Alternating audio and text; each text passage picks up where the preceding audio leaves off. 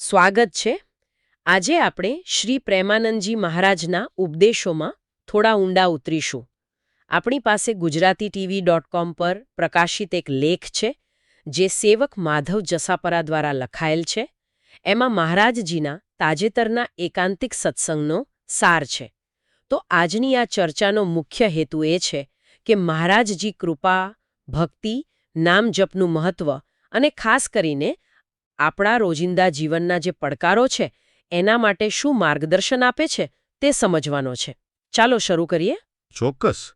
અને આ સત્સંગ સાર ખરેખર જીવનના જે મૂળભૂત પ્રશ્નો છે ને એને સ્પર્શે છે અને આધ્યાત્મિક વિકાસ માટે ખૂબ જ એમ કહી શકાય કે વ્યવહારુ માર્ગદર્શન છે. એમાં પ્રેમાનંદજી મહારાજની વાણીમાં આમ જુઓ તો સરળતા અને ગહનતાનો અનોખો સંગમ છે જે સીધો હૃદયને સ્પર્શી જાય. હા, એ વાત સાચી છે. તો શરૂઆત કરીએ મહારાજજીના પોતાના અનુભવથી. કૃપા વિશે શું કહે છે?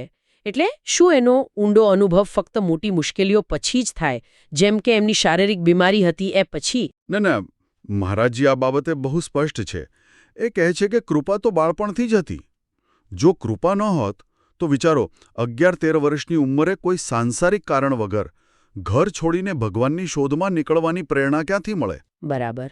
આ કોઈ રિએક્શન નહોતું, પણ પૂર્વના સંસ્કાર હતા. ભગવાન તરફનું એક ખેંચાણ હતું.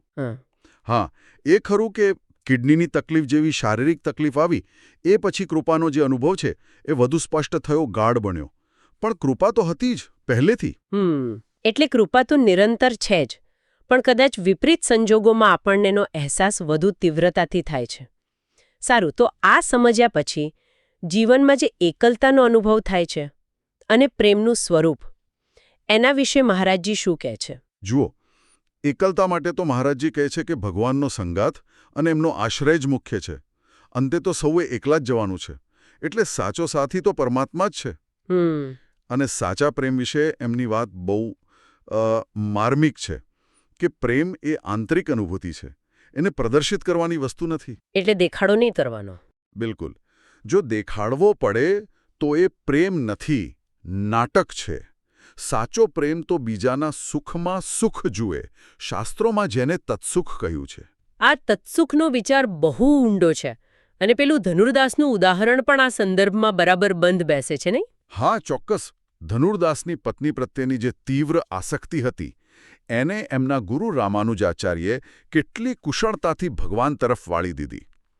એ જ બતાવે છે કે મનની જે એકાગ્રતા છે, ભલે તે લૌકિક હોય, પણ જો એને સાચી દિશા મળે તો એ ભક્તિ બની શકે છે. મહારાજજી એ પણ સમજાવે છે કે જે દુનિયાવી પ્રેમ છે લગ્ન પછીનો પણ, એ મોટે ભાગે તો અસ્થિર જ હોય. કેમ કે એમાં બે હૃદય, બે ઈચ્છાઓનું સાચું એકીકરણ નથી હોતું. એવું અભેદ એકીકરણ તો માત્ર ભગવાન સાથે જ શક્ય છે. કારણ કે ત્યાં બે અલગ ઈચ્છાઓ નથી હોતી. ખરું? એક જ કેન્દ્ર હોય છે. બરાબર, એક જ કેન્દ્ર હોય છે. ચાલો, આ મુદ્દો સમજાયો. હવે મહારાજજી નામ જપ પર તો ખૂબ જ ભાર મૂકે છે. શા માટે? મતલબ એનું આટલું બધું મહત્વ કેમ છે?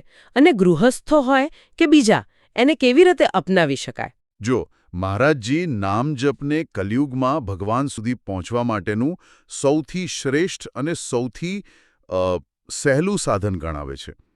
અને એની ખાસિયત એ છે કે ગમે ત્યારે, ગમે ત્યાં, ગમે તે અવસ્થામાં લઈ શકાય. જો કે એ સ્પષ્ટતા કરે છે કે જે ગુરુએ આપેલો વિશિષ્ટ મંત્ર હોય, ગુરુમંત્ર, એનો જપ અપવિત્ર જગ્યાએ જેમ કે શૌચાલય, સ્નાનગૃહમાં કે સહવાસ સમયે ન કરવો જોઈએ. ત્યાં પવિત્રતા જાળવવી જરૂરી છે. પણ ભગવાનનું નામ જેમ કે રાધે, કૃષ્ણ, શિવ એ લેવામાં કોઈ બાધ નથી. પણ જપ કરતી વખતે મન તો ભટકે જ છે. એ તો બધાનો અનુભવ છે. એનું શું કરવું? હા, એના માટે મહારાજજી સરસ આશ્વાસન આપે છે કે મન ભટકે તો ચિંતા નહીં કરવાની. એ એના પૂર્વના અભ્યાસને લીધે, સંસ્કારોને લીધે સ્વાભાવિક રીતે વિષયો તરફ દોડે છે, જેમ પાણી ઢાળ તરફ વહે. ઉપાય શું? તો કે નિરંતર અભ્યાસ. શરૂઆતમાં કદાચ મન ઓછું ટકે, પણ સતત પ્રયાસ કરતા રહેવાથી ધીમે ધીમે સ્થિરતા વધે છે. અને રોજિંદા કામ કરતાં કરતાં પણ મનમાં નામ સ્મરણ ચાલુ રાખી શકાય. જે કર્મ કરીએ એ ભગવાનને સમર્પિત કરીએ તો એ પૂજા બની જાય છે. હા. પતંજલિ યોગ સૂત્રનો ઉલ્લેખ કરીને એ કહે છે કે લાંબા સમય, નિરંતર અને આદરપૂર્વક કરેલો અભ્યાસ દીર્ઘકાલ નિરંતર સત્કાર સેવિતો દૃઢ ભૂમે એ જ મજબૂત ભૂમિકા બનાવે અને અંતે ભગવાન સાથે જોડે છે. આ ખરેખર બહુ જ ઉપયોગી વાત છે, ખાસ કરીને રોજબરોજના જીવન માટે. હવે બીજો એક મોટો પ્રશ્ન આવે છે, જીવનની પરિસ્થિતિઓ પર નિયંત્રણ અને આ માયાનો પ્રભાવ. શું આપણે ખરેખર કંઈ કંટ્રોલ કરી શકીએ છીએ? મહારાજજી તો સાફ કહે છે કે હું નિયંત્રિત કરી શકું છું એ વિચાર જ ભ્રમ છે. સાચો નિયંત્રક તો એકમાત્ર પરમાત્મા જ છે. માયાનો પ્રવાહ બહુ શક્તિશાળી છે. એને પાર કરવાનો એક જ રસ્તો છે, ભગવાનની શરણાગતિ. ગીતામાં કહ્યું છે ને, મામેવ યે પ્રપદ્યન્તે માયામેતામ તરંતિ તે. એટલે કે જે ભગવાનને શરણે જાય એ જ તરી શકે. હા, જેઓ મારી શરણમાં આવે છે તેઓ જ આ માયાને તરી જાય છે. આપણો અહંકારી પ્રયાસ કામ ના લાગે. શરણાગતિ અને ભગવાનની કૃપા જ મુખ્ય આધાર છે. ભગવાનના ચરણ કમળ છે ને એ આ ભવસાગર પાર કરવા માટેની મજબૂત નૌકા જેવા છે. શંકરાચાર્યજીએ પણ કહ્યું છે, અને આપણામાં જે કંઈ થોડો ઘણો સંયમ દેખાય, સદાચાર દેખાય, ઇન્દ્રિય નિગ્રહ દેખાય, એ પણ સાચું પૂછો તો ભગવદ બળથી જ છે, આપણા પોતાના પુરુષાર્થથી નથી. હા, બરાબર. એ ભગવદ બળ જ છે. આ સમજણ આવવી એ જ શરણાગતિની શરૂઆત કહી શકાય. બરાબર. શરણાગતિ પછી અનન્ય ભક્તિની વાત આવે. આ અનન્યતા એટલે શું? શું એ ફક્ત ભાવનાની વાત છે કે પછી એના વ્યવહારિક પાસા પણ છે? અને આ ભક્તિથી સ્વભાવ કેવી રીતે બદલાય? મહારાજજીના કહેવા મુજબ અનન્યતા ખાલી ભાવનો વિષય નથી. એ તો તન, મન અને વચન ત્રણેય સ્તરે હોવી જોઈએ. તનથી ભગવાન અને ભક્તોની સેવા, મનથી નિરંતર પ્રભુનું ચિંતન અને વાણીથી સતત એમનું નામ અને ગુણગાન. એટલું જ નહીં, આહારમાં પણ અનન્યતા. એટલે કે ભગવાનને ધરાવેલો પ્રસાદ જ લેવો, બાકીના રસોનો ત્યાગ. ઓહ, એટલે આટલી બધી રીતે અનન્યતા રાખવાની, અને એનાથી સ્વભાવ પર શું અસર થાય? જ્યારે આપણી બધી જ ક્રિયાઓ શારીરિક, માનસિક, વાચિક પૂરેપૂરી રીતે ભગવાન સાથે જોડાઈ જાય, ત્યારે એની સીધી અસર આપણા કારણ શરીર પર પડે છે. કારણ શરીર એટલે આપણા જે સૂક્ષ્મ સંસ્કાર છે, આપણો જે મૂળભૂત સ્વભાવ છે, એનું સ્તર. જેવી ક્રિયાઓ કરીએ એવો સ્વભાવ ઘડાય. ભગવદીય ક્રિયાઓથી દૈવી સ્વભાવ બને, આસુરી ક્રિયાઓથી આસુરી સ્વભાવ. આ રીતે નામજપ અને ભગવદીય ક્રિયાઓથી ક્રોધ, લોભ જેવા દોષો પણ ધીરે ધીરે શુદ્ધ થતા જાય છે. એટલે કે આપણી ક્રિયાઓ જ આપણા સ્વભાવને ઘડે છે, એમ કહી શકાય? તો શુદ્ધ ભક્તિના લક્ષણ શું? શું આંસુ વહેવા એ છે? કે સેવા કરવી? કે પછી મૌન પ્રેમ? અને આ બધામાં આહારનું શું મહત્વ છે? મહારાજજી ફરી પાછા મૂળ વાત પર આવે છે. શુદ્ધ ભક્તિનું મૂળ તો નામ જપ જ છે. નિરંતર નામ જપ કરવાથી હૃદયમાં પ્રેમ જાગે, અને જ્યારે આ પ્રેમ બહુ જ ગાઢ બને ત્યારે ભાવ સમાધિમાં પરિણમે. એમાં ક્યારેક આંસુ વહે, ક્યારેક વ્યક્તિ એકદમ નિઃશબ્દ સ્થિર થઈ જાય. સેવા પણ એ પ્રેમની જ એક અભિવ્યક્તિ છે. હા, અને પેલી નિઃશબ્દ સ્થિતિમાં પરિણામે એમને? બરાબર. એ ભાવ સમાધિ જેવી અવસ્થા, પણ આ બધાનું બીજ તો નામજપમાં જ છે. અને નામજપમાં મન લાગે, રુચિ જળવાઈ રહે, એના માટે આહારની શુદ્ધિ બહુ જરૂરી છે, અનિવાર્ય છે. આહાર કેવો હોવો જોઈએ? સાત્વિક, સુપાચ્ય અને અલ્પ, એટલે કે મિતાહાર, ઓછી માત્રામાં. કેમ? કારણ કે જેવું અન્ન તેવું મન. જો રાજસિક કે તામસિક ભારે ખોરાક ખાઈએ તો મનમાં વિક્ષેપ આવે, આળસ વધે, ભજનમાં ધ્યાન ન લાગે. શંકરાચાર્યજીએ તો અન્નને ભૂખરૂપી રોગની દવા કહ્યું છે. એટલે દવા જેટલી જરૂરી હોય એટલી જ લેવાય ને? સાચી વાત છે. આહાર અને મનનો આ સંબંધ બહુ મહત્વનો છે. હવે જીવનમાં આપણે સતત આમ આ પણ જોઈએ અને તે પણ જોઈએ, આ અનેના ચક્કરમાં ફસાયેલા રહીએ છીએ. એવાથી કેમ નીકળવું? સંતોષ કેવી રીતે મળે? આ અનેનું ચક્કર ત્યારે જ પૂરું થાય જ્યારે ભગવાન પર પૂરેપૂરો ભરોસો બેસે અને એમના દરેક વિધાનમાં રાજી રહેવાની કળા આવડી જાય. અબ તો જોઈ જોઈ પ્યારો કરે, સોય મોહી ભાવે. પ્રભુ જે કરે, જેમાં રાખે, એ જ મને ગમે. આવી ભાવના જ્યારે આવે ને, ત્યારે ઈચ્છાઓ આપોઆપ શાંત થવા માંડે. કેમ કે ઈચ્છાઓ જ તો પુનર્જન્મનું મૂળ કારણ છે. હા, ગ્રહસ્થે પોતાની જે વાજબી જરૂરિયાતો છે એ નિસંકોચ ભગવાન સામે મૂકવી, પણ ફળની ચિંતા છોડી દેવી, પોતાને ખાલી નિમિત્ત સમજીને કર્તવ્ય કરવાનું. જેમ નરસિંહ મહેતાએ કર્યું, બધી જવાબદારી શામળિયાને સોંપી દીધી અને પોતે નિશ્ચિંત થઈને ભજન કર્યું. અને ભગવાને એમના બધા કામ કર્યા. બરાબર. ભગવાને એમના બધા કામ પાર પાડ્યા. જ્યારે આપણે હું કરું છું એવો બોજ માથે લઈએ છીએ ત્યારે જ દુઃખી થઈએ છીએ. જો ભગવાનને માલિક અને પોતાને એમના સેવક કે મેનેજર સમજીએ તો ચિંતામુક્ત રહી શકાય. ઈચ્છાઓનો ત્યાગ એટલે એનો નાશ કરવો એવું નહીં, પણ એને ભગવાનને સોંપી દેવી. ગીતા કહે છે ને, ત્યાગાત શાંતિ અનંતરમ. ત્યાગથી તરત શાંતિ મળે છે. બરાબર. પણ ઘણીવાર એવું બને કે આપણી કોઈ બહુ તીવ્ર ઈચ્છા હોય અને એ પૂરી ન થાય ત્યારે આપણને એમ લાગે કે આ તો અન્યાય થયો, ભગવાને સાંભળ્યું નહીં. ત્યારે શું સમજવું? ત્યારે દ્રઢપણે એવું માનવું કે ભગવાન જે કરે છે એ આપણા ભલા માટે જ હોય છે. ભલે આપણને એ તરત ન સમજાય, કડવું લાગે. બની શકે કે એ ઈચ્છા પૂરી થવામાં આપણું કંઈક મોટું નુકસાન છુપાયેલું હોય જે ભગવાન જોઈ શકે છે, આપણે નહીં. મહારાજજીએ પેલી રાજા અને મંત્રીની વાર્તા કહી છે ને. રાજાનો અંગૂઠો કપાયો તો નરબલીથી બચી ગયો, મંત્રી ખોટી રીતે જેલમાં ગયો તો નરભક્ષીઓથી બચી ગયો. હા હા. એ આ જ સિદ્ધાંત સમજાવે છે. ભગવાન જે કરે છે એ સારા માટે જ કરે છે, જે કદાચ પછીથી સમજાય. ખરેખર અહીં જ સાચી શ્રદ્ધાની કસોટી થાય છે. હવે એક થોડો તાત્વિક પ્રશ્ન લઈએ. કર્મ તો આ શરીર કરે છે, તો એનું ફળ આત્માને કેમ ભોગવવું પડે?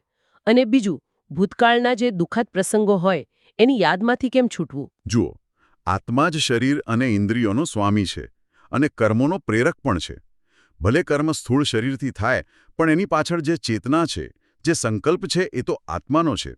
એટલે કર્મનો કર્તા અને ભોગતા આત્મા જ બને. જેમ યુદ્ધ ભલે સૈનિકો લડે, પણ જીત-હારની જવાબદારી તો રાજાની ગણાય. એ વાત ભૂતકાળની અપ્રિય યાદોની, તો મહારાજજીનો ઉપાય બહુ સીધો અને સચોટ છે કે વીતી ગયેલી વાતોને વારંવાર યાદ કરીને વર્તમાનને શું કામ બગાડવો. સાચી વાત. એના બદલે વર્તમાન ક્ષણને ભગવાનના નામ સ્મરણમાં લગાવો. નામ જપમાં એટલી તાકાત છે કે એ ભૂતકાળના ખરાબ સંસ્કારોને પણ બાળી નાખે છે અને ભવિષ્યને સુધારે છે. એ નકારાત્મક વિચારોને હટાવીને સકારાત્મક દૃષ્ટિ આપે છે. પેલી પંડિતો અને શેઠની વાર્તા જેવું. એક પંડિત 11 રૂપિયા મળ્યા એમાં ખુશ, બીજો સોની આશા હતી ને 11 મળ્યા એટલે દુઃખી હતો. હા, દ્રષ્ટિકોણનો જ ફેર છે. એટલે વર્તમાનમાં જીવવું અને નામ જપ કરવો એ જ ભૂતકાળથી મુક્તિનો રસ્તો. પણ આ મન વારે વારે ભોગવિલાસ તરફ કેમ ખેંચાય છે? એનું શું કારણ? અરે, એ તો મનનો સહેજ સ્વભાવ છે. મહારાજજી કહે છે, જેમ પાણી હંમેશા નીચાણ તરફ જ વહે, રોકટોક વગર, એમ જ મન ઇન્દ્રિયોના વિષયો તરફ સ્વાભાવિક રીતે ઢળે છે. એને વિષયોમાંથી પાછું વાળીને ઉપર એટલે કે ભગવાન તરફ લઈ જવા માટે સાધનારૂપી યંત્ર કે મશીનની જરૂર પડે. અને એ યંત્ર કયું? તો કે ભગવાનનું નામ અને મંત્ર. નિરંતર અભ્યાસથી જ મનને ઊંચે લઈ જઈ શકાય છે. બીજો કોઈ રસ્તો નથી. આ પાણી અને યંત્રની ઉપમા ખરેખર બહુ સરસ રીતે મનની સ્થિતિ સમજાવે છે. આપણે હવે ચર્ચાના અંત તરફ આવી રહ્યા છીએ. જીવનનું અંતિમ લક્ષ્ય તો જન્મ-મરણના ચક્રમાંથી મુક્તિ છે. છતાં મોટાભાગના લોકો માટે આ લક્ષ્ય કેમ એટલું દૃઢ નથી બની શકતું અને માણસ આખી જિંદગી ખરેખર શોધે છે શું? જુઓ, જ્યાં સુધી મનમાં સાંસારિક ભોગ, પદાર્થો, માન પ્રતિષ્ઠા માટે તીવ્ર આસક્તિ અને લાલસા હોય ને, ત્યાં સુધી મુક્તિનું લક્ષ્ય ખાલી બુદ્ધિના સ્તરે જ રહે છે. હૃદયમાં ઉતરતું નથી, દૃઢ નથી થતું. ગીતામાં ભગવાને કહ્યું જ છે કે જેનું ચિત્ત ભોગ અને ઐશ્વર્યમાં ખેંચાયેલું છે, એની બુદ્ધિ પરમાત્મામાં સ્થિર નથી થતી. નામજપ શું કરે છે? એ ધીમે ધીમે આ આસક્તિને ઓગાળે છે, વૈરાગ્ય જગાડે છે, અને ત્યારે જ મુક્તિની સાચી તીવ્ર ઈચ્છા જાગે છે. અને બીજો પ્રશ્ન કે માણસ શું શોધે છે? તો દરેક જીવ જાણે અજાણે આખી જિંદગી બસ 3 જ વસ્તુ શોધે છે: નિરંતર સુખ, અખંડ શાંતિ અને નિસ્વાર્થ અચળ પ્રેમ. એવું સુખ જેમાં દુઃખનો છાંટોય ન હોય, એવી શાંતિ જે ક્યારેય ભાંગે નહીં, અને એવો પ્રેમ જે ક્યારેય ઘટે નહીં કે બદલાય નહીં. અને આ ત્રણેય વસ્તુ સંસારમાં તો નથી. બરાબર. સંસારના કોઈ પદાર્થ, વ્યક્તિ કે પરિસ્થિતિમાં આ નથી. એ ફક્ત ને ફક્ત પરમાત્માના સ્વરૂપમાં જ છે. પેલું કેવટનું ઉદાહરણ આ જ વાત સમજાવે છે. ભગવાનના ચરણ ધોવાનું સૌભાગ્ય મળ્યું ને એની બધી દુનિયાવી ઈચ્છાઓ શાંત થઈ ગઈ. હા, અને એ બોલી ઉઠ્યો કે અબ કછુ નાથ ન ચાહી મોરે. બરાબર. હે પ્રભુ, હવે મારે બીજું કંઈ જ નથી જોઈતું. આ પરમ તૃપ્તિની, પરમ સંતોષની અવસ્થા છે. તો આ સમગ્ર ઊંડાણભરી ચર્ચા પછી આપણા રોજના જીવનમાં અનુસરવા માટેનો સૌથી મુખ્ય સંદેશ, ચાવીરૂપ સંદેશ શું ગણી શકાય?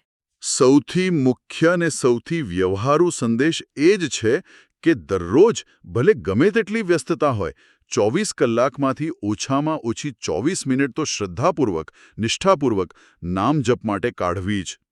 જરૂર લાગે તો ગણતરી માટે માળા કે કાઉન્ટરનો ઉપયોગ કરી શકાય, પણ કરવું. અને બની શકે એટલું મનમાં ને મનમાં ભગવાનનું સ્મરણ ચાલુ રાખવાનો અભ્યાસ કરવો. પોતાના જે ઇષ્ટદેવ હોય, શિવ હોય, હરિ હોય, દેવી હોય, કોઈ પણ સ્વરૂપ સાથે દિલથી જોડાવાનો પ્રયાસ કરવો.